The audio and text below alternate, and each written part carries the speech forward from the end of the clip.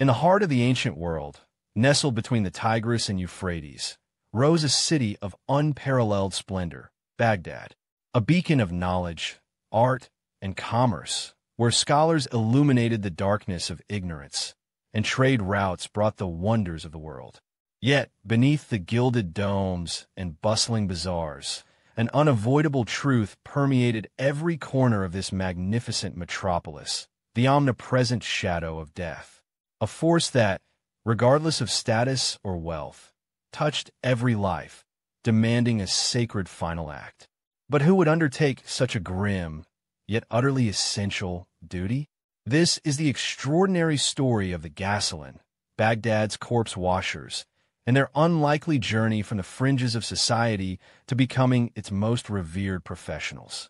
Imagine Abbasid Baghdad at its zenith, a sprawling urban marvel, a melting pot of cultures and ideas, often called the center of the world. With its population soaring, its libraries overflowing, and its hospitals pioneering medical advancements, Baghdad was a vibrant tapestry of life. But even in such a glorious age, the specter of death loomed large. Plagues, famines, childbirth complications, and the perils of daily life meant that death was not a distant concept, but an ever-present reality. In a city so dedicated to order and spiritual adherence, how was this ultimate transition handled? What systems were in place when life's flame extinguished? Throughout history, the dead have often been a source of both fear and reverence. In many ancient societies, touching a deceased body was considered polluting, a transgression that necessitated elaborate purification rituals for the living. This deep-seated aversion meant that handling the dead was often relegated to the lowest echelons of society or entirely avoided. How then, in a society so deeply rooted in religious purity and social hierarchy, was this fundamental human need, the respectful treatment of the departed, addressed?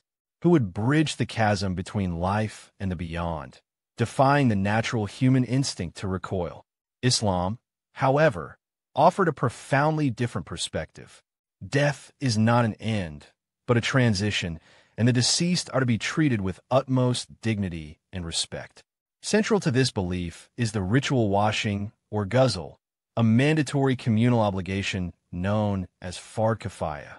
This purification ensures the body is prepared in a state of ritual cleanliness for its final journey, cleansed of worldly impurities. It's a profound act of compassion, ensuring the departed face their Creator in a state of grace. But such a sacred duty demanded not just willingness, but also skill, piety, and an unflinching resolve. Who would rise to this solemn calling? From this spiritual necessity emerged the ghassalin, the professional corpse washers of Baghdad. They were not merely laborers. They were guardians of the threshold, preparing the deceased for the afterlife. This was a profession demanding immense courage, a strong stomach, and a deep understanding of religious law. Initially, their work might have been viewed with a mix of awe and discomfort, operating in the liminal spaces between life and death. But their services were indispensable, a cornerstone of Baghdad's social fabric. Who were these individuals, and how did they navigate such an emotionally and physically demanding role? The work of a ghassil extended far beyond a simple wash. It was an intricate, multi-step ritual, often spanning hours. The body was gently cleansed with fragrant water, sometimes mixed with camphor or rose water, from head to toe, in a specific sequence. Every hair, every fold of skin, was meticulously purified. Then came the shrouding, the deceased wrapped in layers of clean, white cloth, known as the kafan, symbolizing equality in death. This was an art form, requiring not just physical strength, but also a tender touch, an acute attention to detail, and an unwavering respect for the human form, even in its stillness.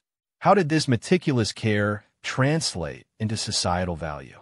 In a densely populated, medieval city like Baghdad, where sanitation was rudimentary and understanding of disease transmission still evolving, the ghassalin played an unacknowledged, yet crucial, role in public health. By ritually cleansing and promptly burying the deceased, They significantly reduced the spread of contagion. Without their systematic work, particularly during outbreaks of plague or cholera, the city's mortality rates would have been catastrophically higher. They were, in essence, the unsung heroes of public sanitation, preventing widespread epidemics through their diligent, often dangerous, work. How did a task seemingly so morbid become a pillar of communal well-being? Beyond preventing spread, the ghassalin often gained an unparalleled, if informal, understanding of human anatomy and pathology. Daily interaction with the deceased, observing the physical manifestations of various illnesses, allowed them to notice patterns and anomalies. While they weren't physicians, their observations could sometimes provide crucial clues about the prevailing diseases, their symptoms, and even their progression. They were, in a grim sense, early diagnosticians, privy to secrets the living body concealed. This practical knowledge, accumulated over generations, added another layer of quiet authority to their otherwise somber profession. What hidden knowledge did their daily encounters reveal?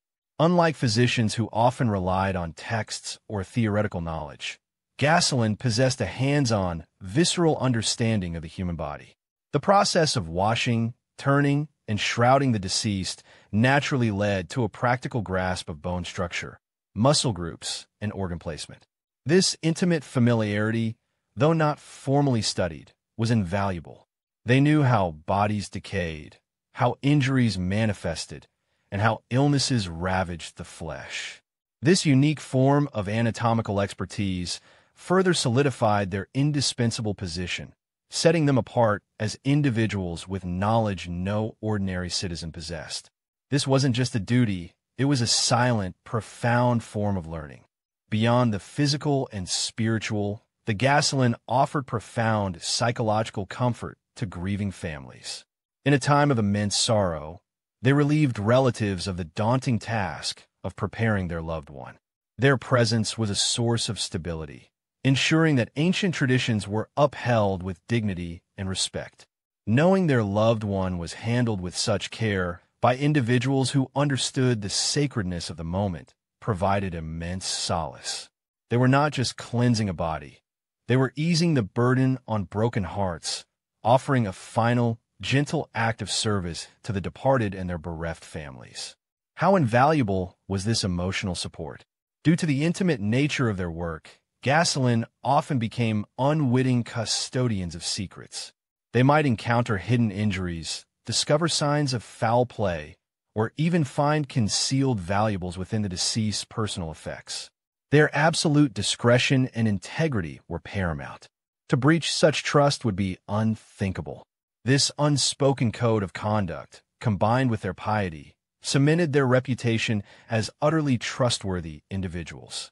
They were observers of life's final moments, privy to truths that would never be spoken, and their silence was as respected as their skill. What untold stories lay beneath their solemn gaze? In a deeply spiritual society, the ghassalin weren't just washing bodies, they were facilitating a soul's transition. Their meticulous ritual ensured the deceased was prepared to meet their Creator in the most pristine state possible. This religious significance elevated their status from mere sanitation workers to spiritual facilitators, bridging the gap between the earthly realm and the divine. They were seen as carrying out a divine commandment, an act of worship itself. Their hands became a conduit for grace, preparing the body for resurrection, making them integral to the spiritual well-being of the entire community. How profound was this spiritual connection?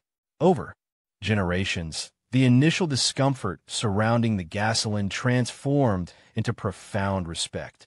They were recognized not only for their indispensable religious service, but also for their contributions to public health, their quiet wisdom, their unwavering discretion, and the immense emotional support they offered. Their profession, once potentially stigmatized, became one of vital importance, deeply embedded in the social and spiritual fabric of Baghdad. They stood as pillars of the community, performing a duty no one else could, or would, undertake with such dignity and expertise. Their legacy is a testament to the power of service and the enduring human need for respectful closure. The ghassalin of ancient Baghdad remind us that true respect isn't always found in power or wealth, but often in the quiet dedication to the most challenging and necessary duties. They embraced a task others shunned, transforming a role laden with taboo into one of profound spiritual, social, and even medical significance.